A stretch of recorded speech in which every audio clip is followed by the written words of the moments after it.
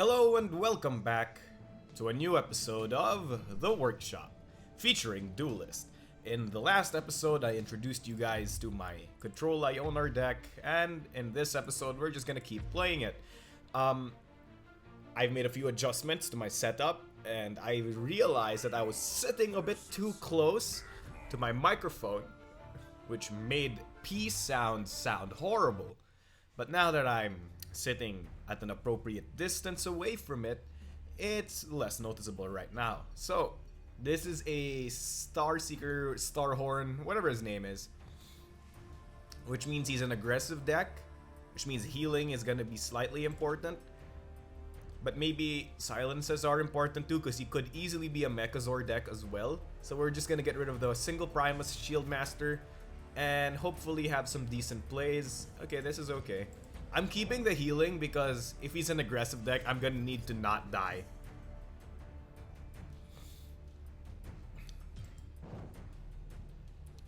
So we'll find out this turn whether or not he's a mech or not. Yup, there we go. What was I saying? What was I saying? Therefore, keeping the Lightbender is super good. This is a very good first turn for us. We can easily get rid of everything with simply 2 cards. Do we need the Sun Drop? Nope.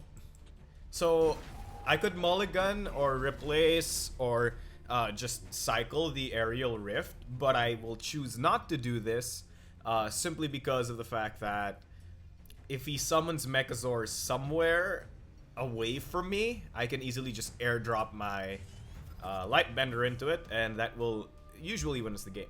I'm sorry, but I'm gonna check my settings right now to see if my audio is loud enough. It seems that way. Okay. I just needed to make sure that you guys could hear my voice. P.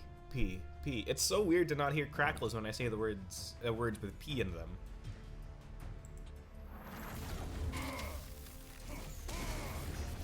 Aha, a chassis. Though I am very, very tempted to just silence this guy. We can't do that because Mechazor's coming and that sucks. Back in the old alpha days, you could actually dispel this Mechazor buff that the general has. So you could counter Mechazor just by silencing the enemy general. But apparently I've been informed that that trick no longer works, and it made me sad. So this is the plan.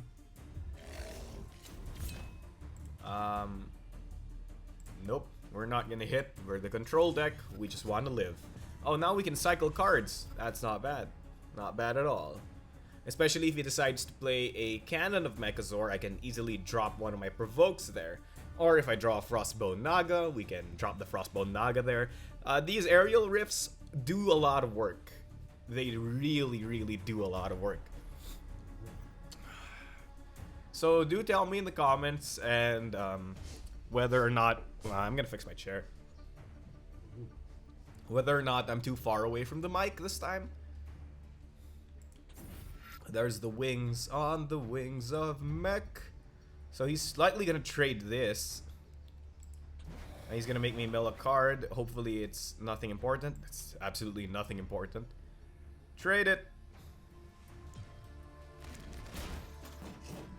Excelente. Did you guys hear that? The attack effect on Starhorn the Seeker is female. Like, next time he attacks, just listen for it. But it's almost absolutely female. That's kinda awesome. Okay, we can do this. Get rid of this drop. So he's a Mechazor with some decent cards as well. We heal ourselves. So next turn is gonna be the Mechazor drop. Lightbender's gonna take care of that, but it's still gonna be an 8/8. So hopefully he plays it somewhere far away. Oh, there's my Naga.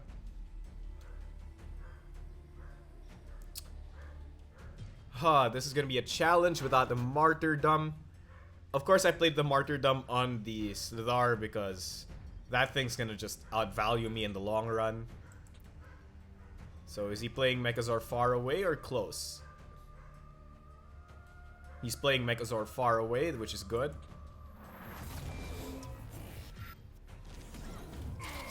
It's a female attack.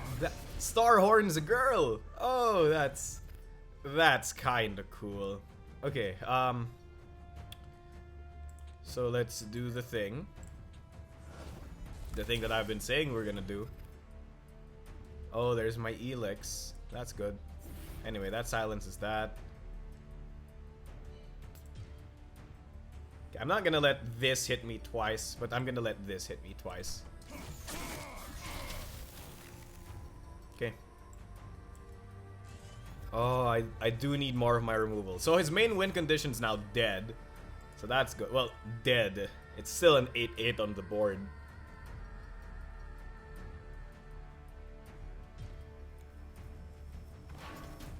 So he's gonna trade that. That's good.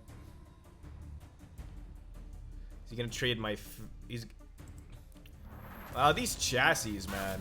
If he attacks me with this chassis, I'm gonna be golden. So, attack me with your chassis, sir.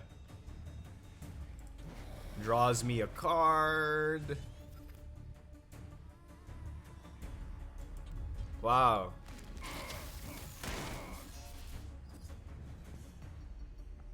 I'm taking a lot of damage. And getting none of my AoEs. So how much damage am I gonna take if I do this play?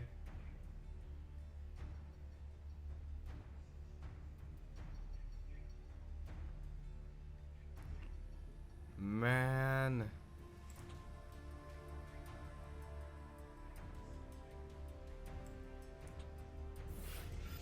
So it means I have to do this. Oh, draw last. I'm sorry. Ooh, that might just save us. Alright, how much damage is this? This is... That's 5. That's 8. That's 13. That's 15. And that's 16. I die. So... I have to move here to avoid getting wrecked by Mechazor. And there. Okay. So he has to trade 2 things into this to prevent it from dying, unless he has his own silence.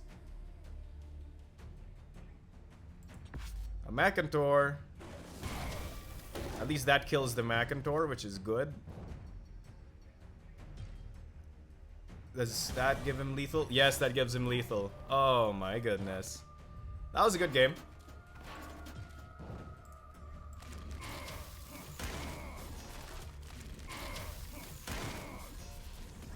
So those chassis, man. Those chassis did so much work against my deck.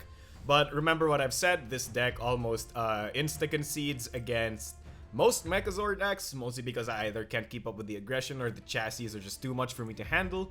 But that's fine. If I had been able to deal with the chassis much easier, I would have done it. But then again, spell immune chassis, that's how you deal. That's what happens when your opponent has spell immune units that I can't deal with. And of course, I drew none of my removal. So this is almost the exact opposite situation where I literally have so much removal. Let's hopefully get some threats here. That's decent.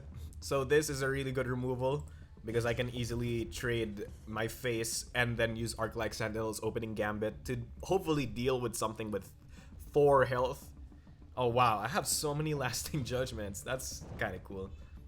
If I had drawn a Tempest last game, I would have changed the course of the entire game. Is that the entire turn?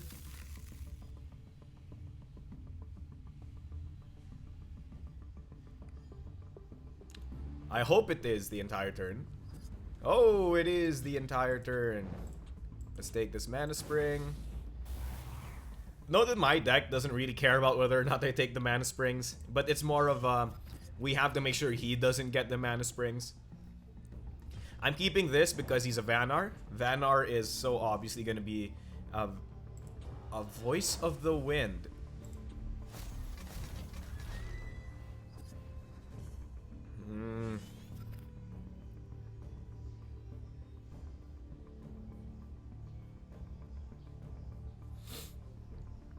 Well, we can deal with this board without having to use any of our... Oh, sorry about that. We can deal with this board without having to spend a lot of resources, actually. Actually, I think this is the better play.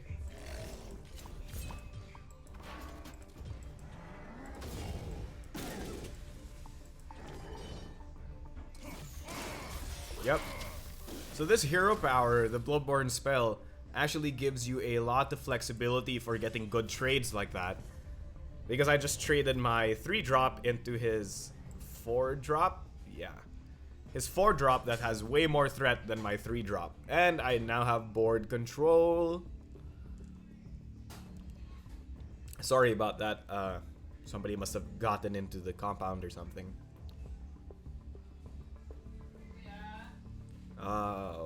Wait a minute. Wait, people are calling. Oh goodness, I'm so sorry. Wait, this is an emergency.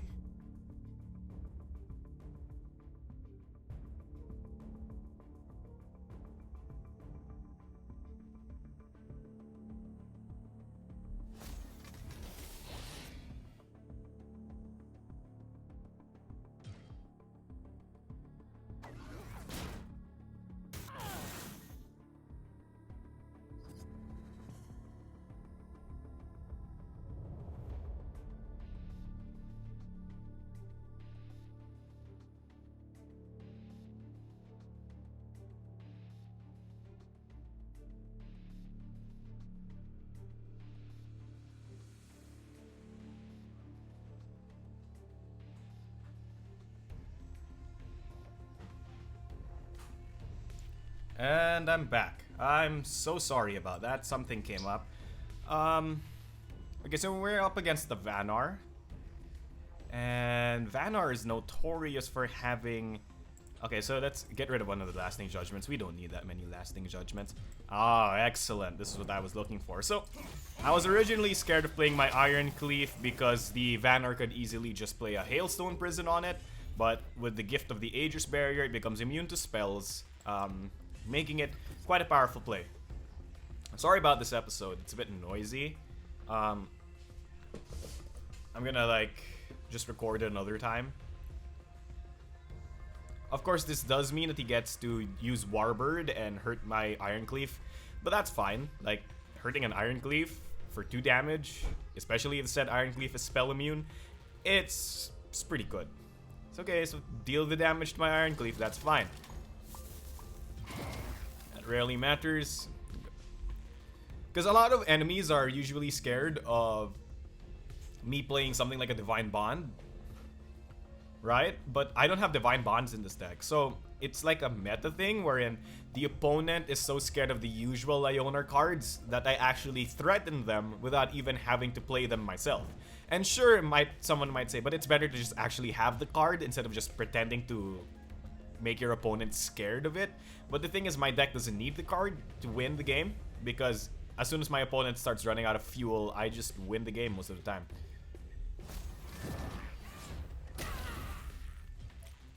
That is super intense. I mean, I can remove that super easily. Oh, sorry about the dogs. I mean, I guess that's what we'll do.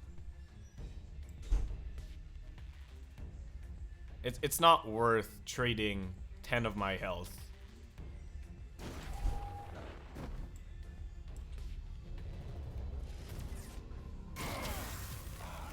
He's gonna get access to the Bloodborne spell later, so it's better to not do that just yet. Making this into a 5-4 that, oh look, it's my own chassis of Megazord. I would have preferred you last turn, but that's okay. I can easily come back with these Emerald Rejuvenators the next turn or something like that. So next turn, my probable play is going to be Lightbender plus either one of these two, or Emerald Rejuvenator plus either one of these two. It really heavily depends on what he ends up summoning. If it's one big unit, it's obviously going to be this, but if it's multiple small units, Lasting Judgment's going to be the better play because we want to save this for a bigger unit. That's likely going to be a Silence or something. Oh, I get it. It's a Keeper of the Veil. Okay, that was extremely not what I was thinking. But this is good. This trades into this. My face trades into that. That's all fine and dandy. That's not even worth the card. That's also not worth the card. You know what? We'll silence him. We'll silence all of these. It's fine. Now if I can get, this prompts me. Oh my goodness, yes.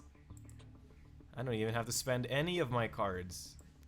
So the play turned from why did these two into these? It's just this now. That's super good.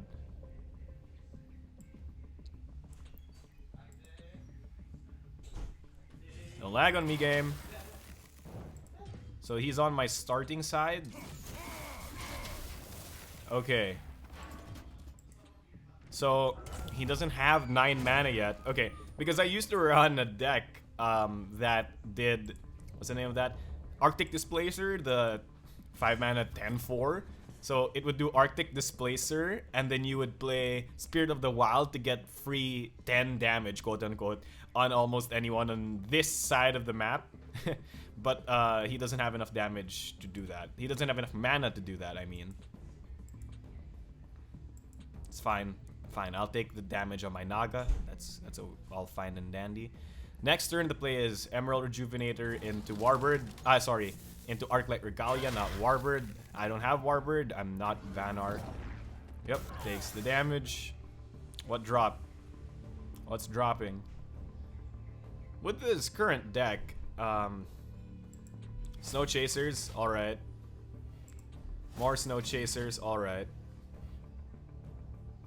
This guy's getting a lot of value out of his Snow Chasers. They've summoned so many times.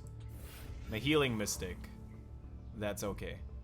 But look at how he's running out of cards now.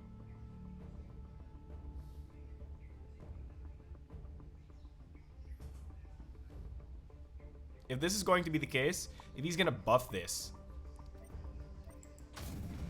Oh, you can't silence that.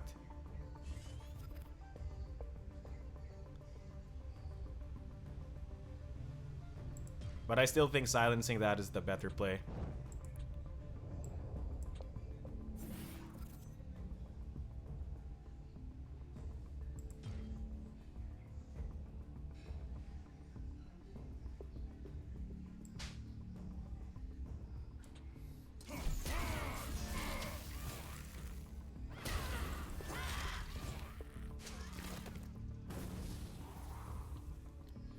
Okay. So this gets rid of most of his hand. I'm drawing none of my threats, so this is where... Oh, does he have enough damage? No, he doesn't. But that'll deal an extra 2. Yep.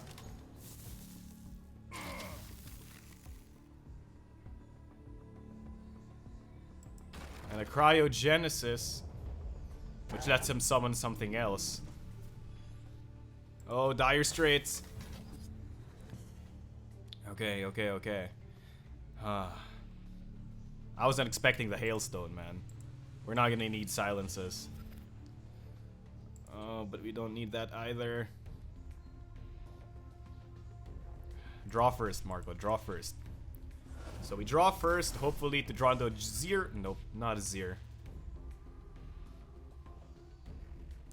So this is the play. Oh, he has Warbird next turn. I think that loses me the game.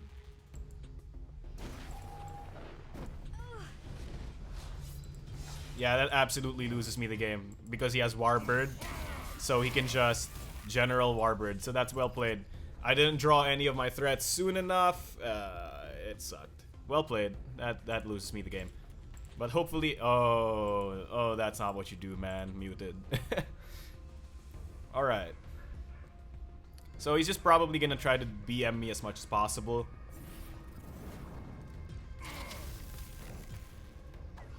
Okay, so he had more ways to win than one. Oh, that's bad. So, this shows how my deck isn't that effective sometimes. Mostly in terms of the opponent just having a lot of cards. Those Snow Chasers were applying an ample amount of threat that I couldn't deal with easily, and that was bad. Of course, what won him that game was that lucky draw with the Cryogenesis. Had he not had that Cryogenesis, I would have had an easier way out of that match. But yeah, that's pretty much what happens sometimes, but it's okay. We'll have better draws next game. So that pretty much does it for this episode of the workshop. If you guys have any questions, comments, or suggestions, do put them in the comment section down below. I'm really sorry for the weird things that happened in this episode, especially the car horns and all of that stuff. So without much else to say, thanks for watching, and good night.